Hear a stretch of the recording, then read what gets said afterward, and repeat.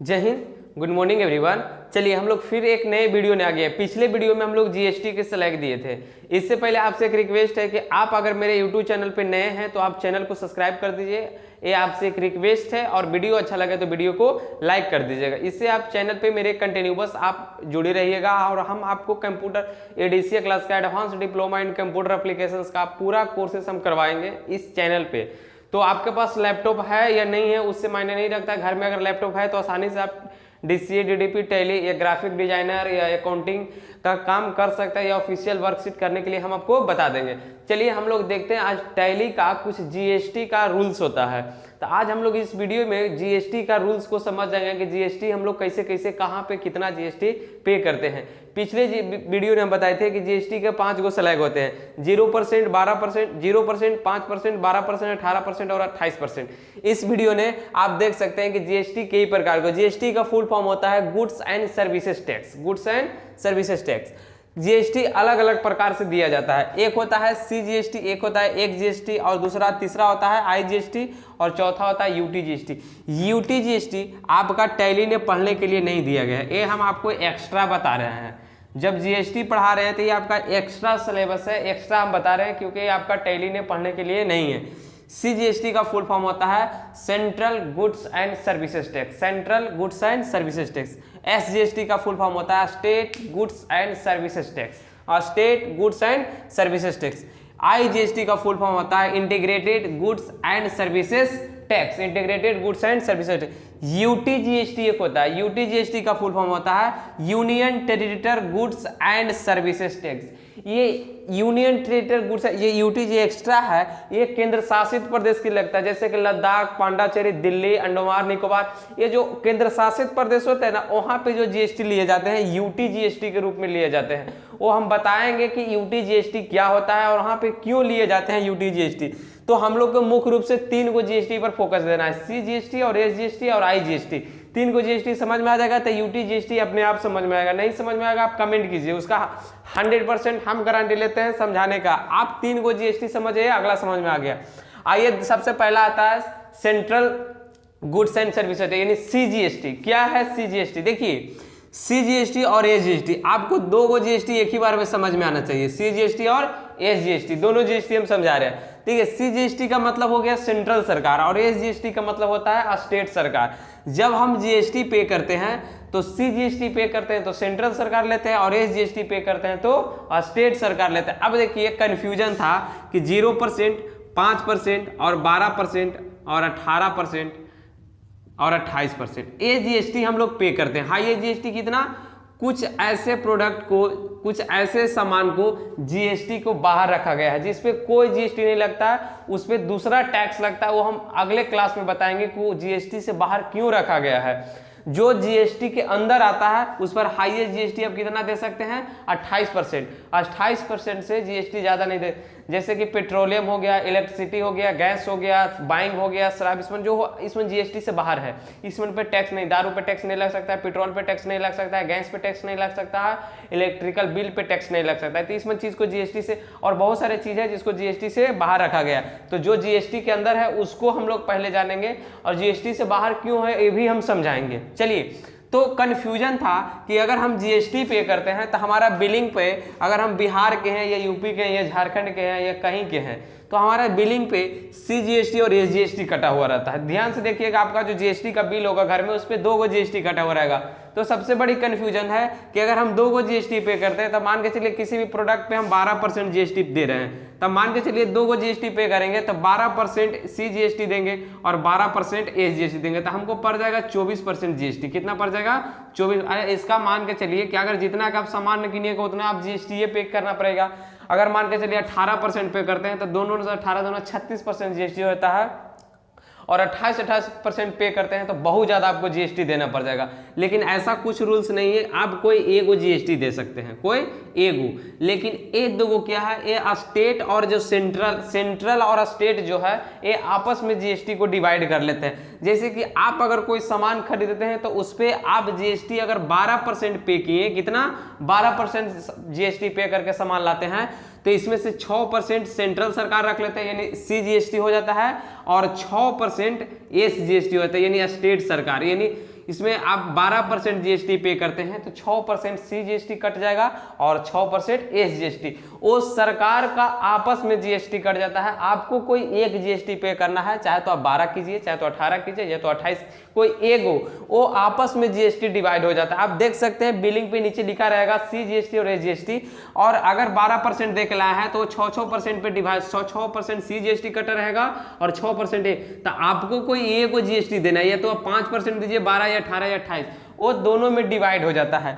तो सीजीएसटी और एसजीएसटी लगेगा कहाँ? सबसे पहला कंफ्यूजन कि सीजीएसटी और एसजीएसटी लगेगा कहाँ।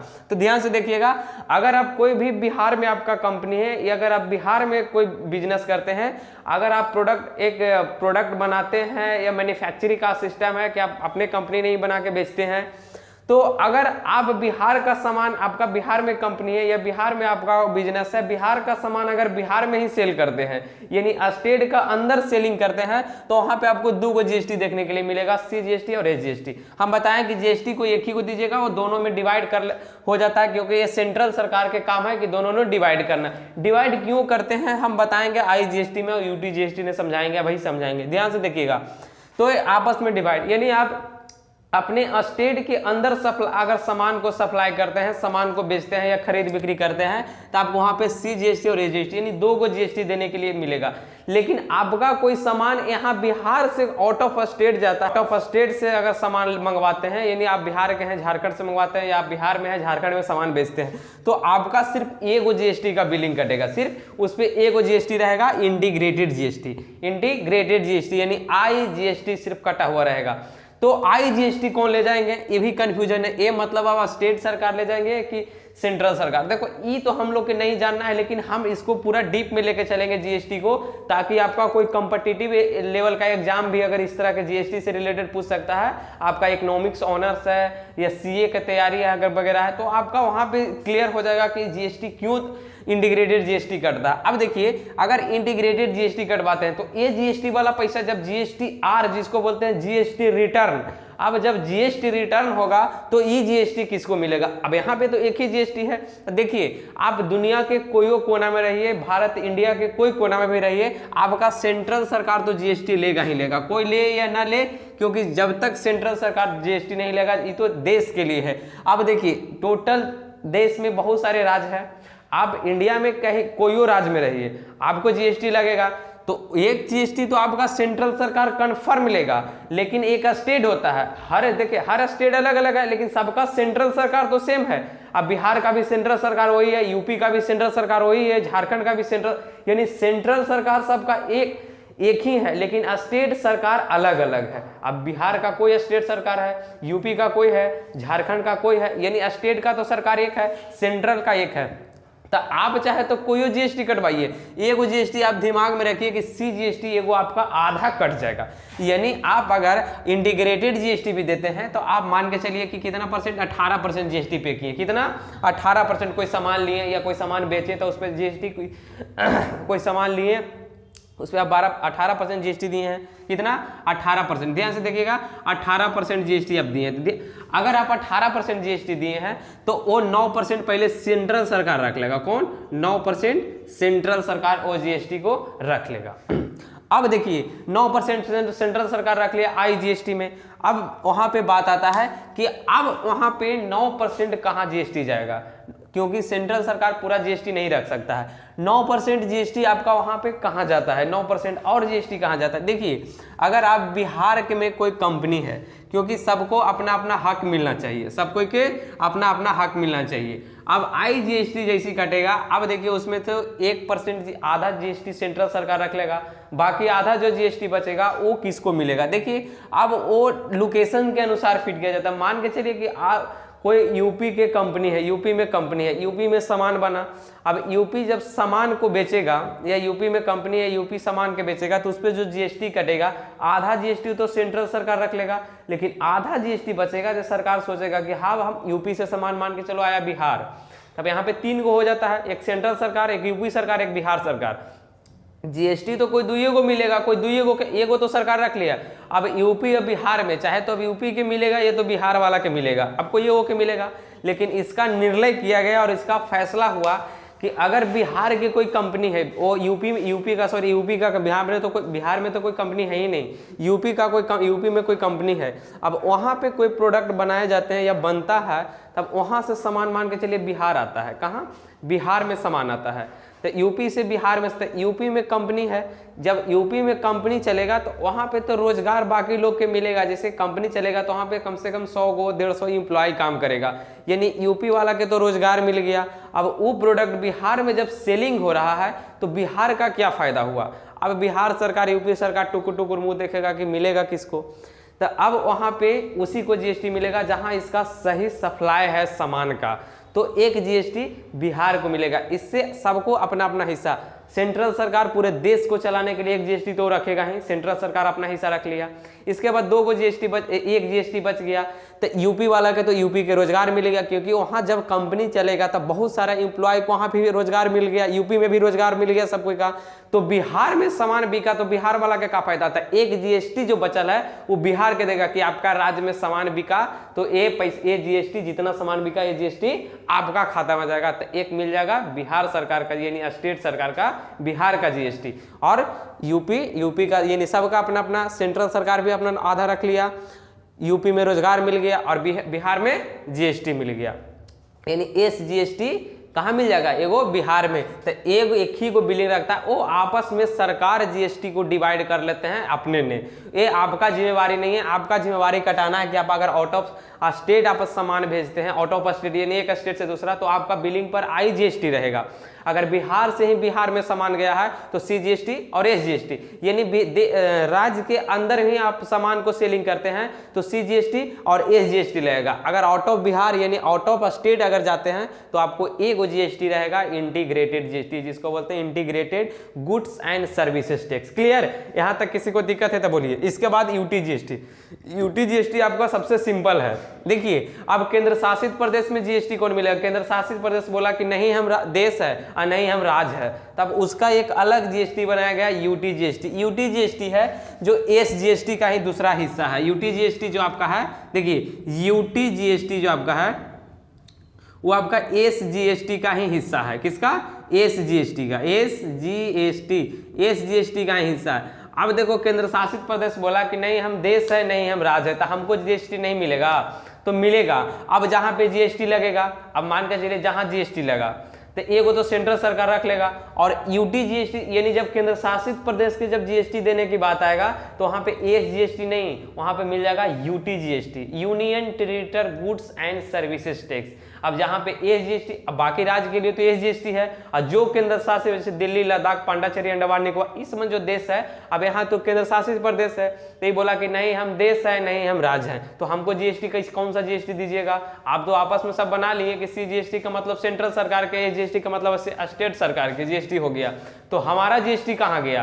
तो उसका जब जीएसटी, क्योंकि उसको भी चलाने के लिए कुछ इनकम, कुछ फाइनेंशियल की जरूरत है, वो भी एक देश, एक छोटा राज्य ही है, तो उसको भी चलना चाहिए, तो उसको बोला गया कि आपको एस जीएसटी के जगह पे यूटी जीएसटी दिया जाएगा, क्योंकि एस जीएसटी ही यूटी जीएसटी होता है। एक वो सेंट्रल सरकार रख लेगा, एस जीएसटी नहीं देके केंद्र शासित प्रदेश के कौन सा जीएसटी देगा? UT GST.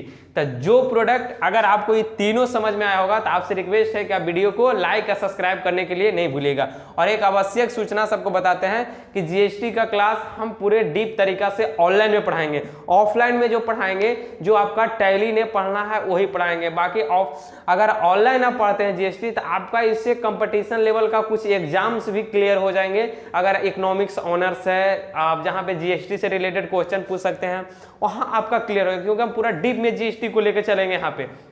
अगर आप ऑफलाइन कंप्यूटर क्लास पढ़ते हैं तो यहाँ पे जेन्युइन आपका जितना हो सके उतना ही पढ़ाया जाएगा, क्योंकि यहाँ पे आपका लैब थ्योरी करना पड़ता है। तो ऑनलाइन आप ज्वाइन रहिएगा तो पूरा डीप में आप जीएसटी पढ़ पाइएगा कि जीएसटी का और भी सारे रूल्स होता है। अगला क्लास में हम बताएंगे कि डायरेक्ट टैक्स क्या होता है, इनडायरेक्ट टैक्स क्या होता है। एक होता है डायरेक्ट टैक्स, एक होता है इनडायरेक्ट टैक्स। अगर आपके पास कोई कंपनी है तो आपका कंपनी कितना बड़ा हो तो आप जीएसटी पे कर सकते हैं। तो ये आप लिख लीजिएगा कहीं पे कि अगर आपका कंपनी है तो आपका सालाना का टर्नओवर 20 लाख से एबव होना चाहिए। कितना? 20 लाख से एबव होना चाहिए तो आप जीएसटी को पे कर सकते हैं। इससे कम का है 20 लाख कमाई के बात नहीं करें, 20 लाख आप कमाइए नहीं, 20 लाख का लेन देन, यानी अगर लेन देन किसी चीज से कर रहे हैं 20 लाख का, तो आप इसके बाद आप जीएसटी देने के लिए लायक हैं, आप जीएसटी पे कर सकते हैं। अगर जीएसटी पे नहीं करते हैं तो वो आपका ब्लैक मनी कहा जा सकता है, उस पर आपको दिक्कत प्रॉब्लम भी आ सकता है। अब बता, जीएसटी एक हमारा रिफंडेबल अमाउंट है जो सरकार हमको किसी न किसी रूप में उसको रिफंड करता है। ये हम बताएंगे अगला क्लास में। अभी जीएसटी तो स्टार्टिंग हुआ है, आगे आगे जीएसटी का कम से कम बहुत सारे क्लासेस चलेंगे। तो इससे पहले कि आप सपोर्ट, प्लीज आपसे रिक्वेस्ट है कि बनाए रखिए यूट्यूब पे। बाकी के लिए जय हिंद। जीएसटी का क्लास आज के लिए इतना ही क्लास। अब नेक्स्ट क्लास में मिलेंगे हम लोग। जीएसटी का इनडायरेक्ट टैक्स क्या होता है, डायरेक्ट टैक्स क्या होता है, अब जीएसटी कौन सा पे कितना जीएसटी ये समझाती हैं। अब डायरेक्ट टैक्स में क्या होता है, इनडायरेक्ट कस्टम ड्यूटी क्या होता है, एक्साइज ड्यूटी क्या होता है, ये भी बताएंगे अगले क्लास में। तो इसके लिए सबको जय हिंद प्रेम पूर्वक, और भी चैनल पे नए हैं सब्सक्राइब कर दीजिए, वीडियो अच्छा लगे लाइक कर दीजिए। जय हिंद दोस्तों। आपसे सबसे जरूरी चीज देखिए कि जो सब्सक्राइब और लाइक्स को लेकर के जो आपसे क्वेश्चंस है, देखिए मिलियन होने पर तो पूरा दुनिया ही फॉलो करते हैं, और जो अभी सब्सक्राइबर हो वो मेरे साथ हैं।